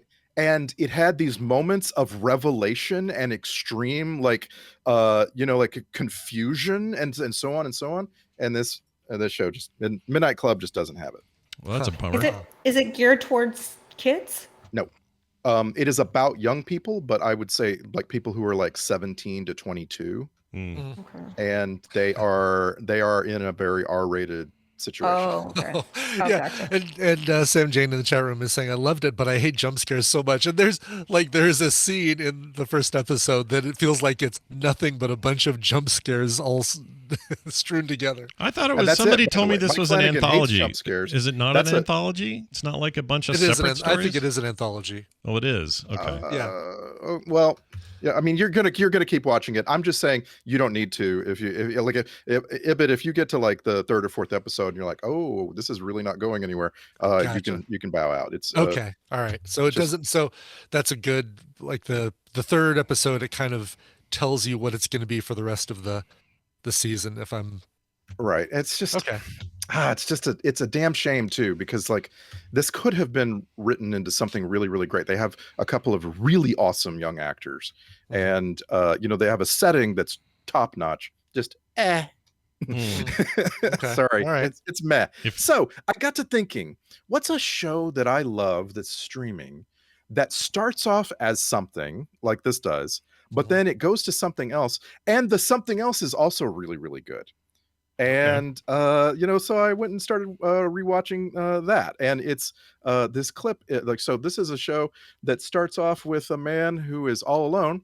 So the first 2/3 of the first episode, there's no dialogue, and then a woman comes along in his life, and this Okay. is them chatting.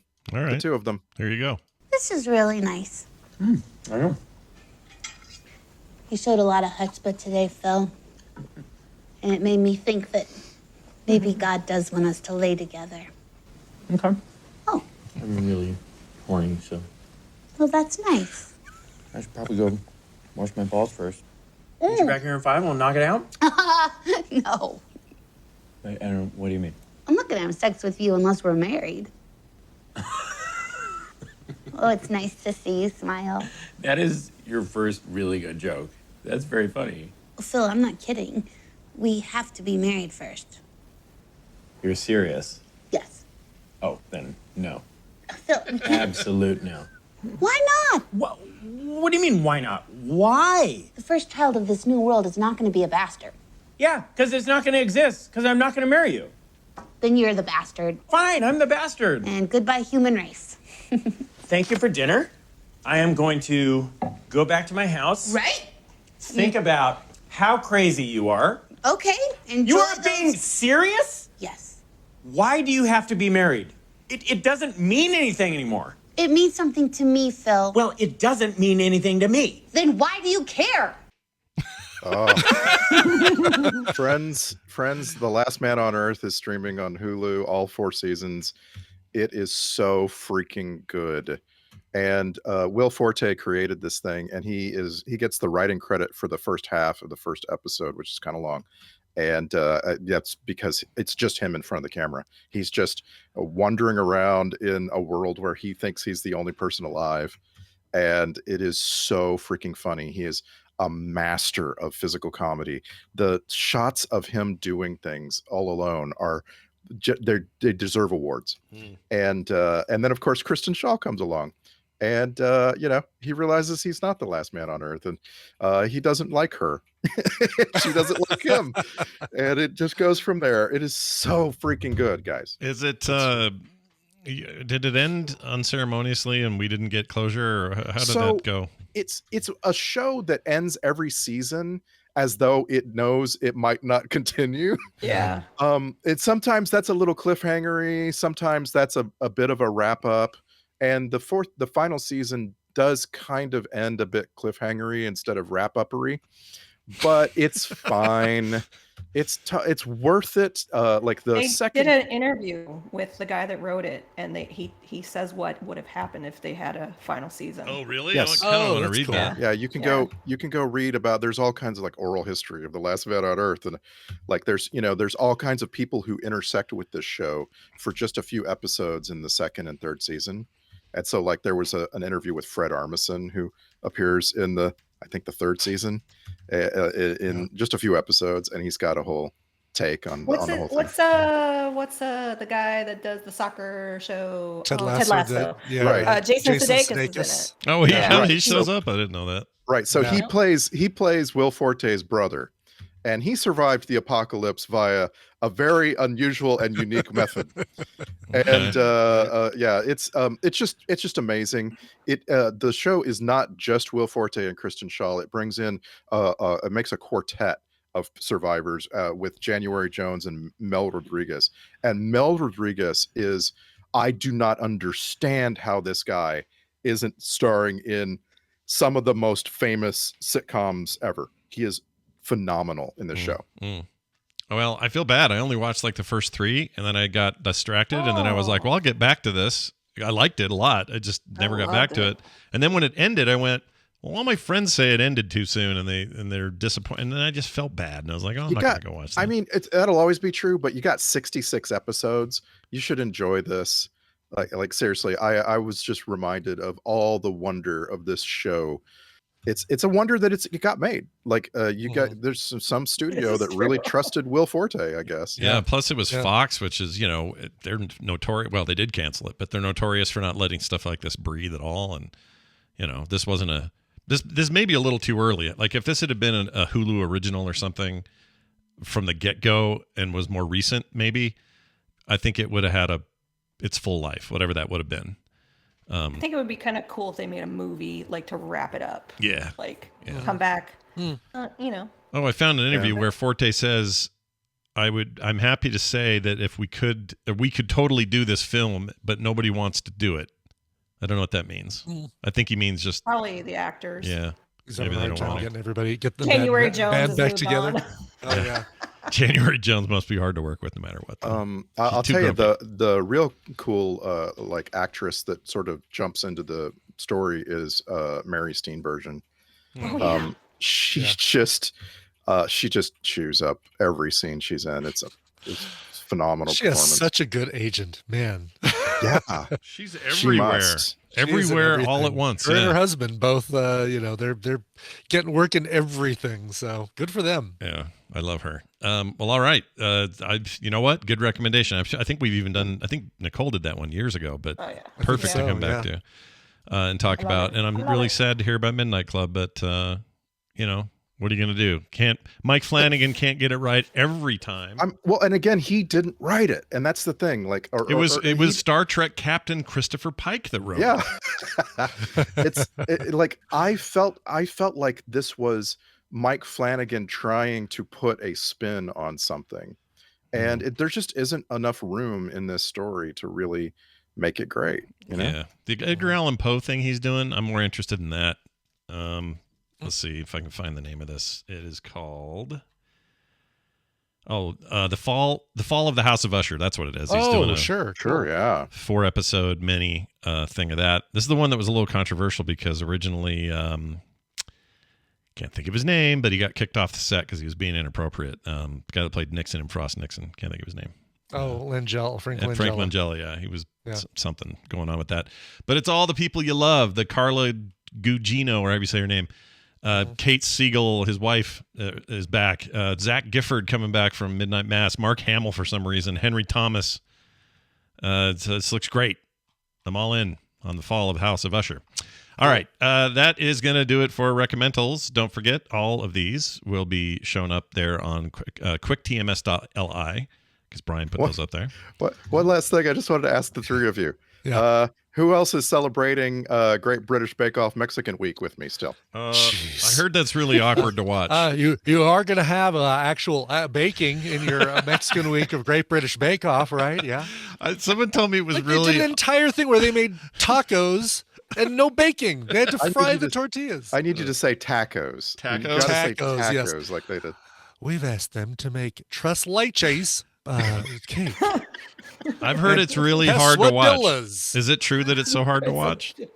Like, it's terrible. Yeah. And it's hard to believe because it's this particular show. Yeah. It makes you rethink everything you know about this particular series. You know? Well, everything can trip and fall sometimes, and this was the ending of that episode though had me tearing up.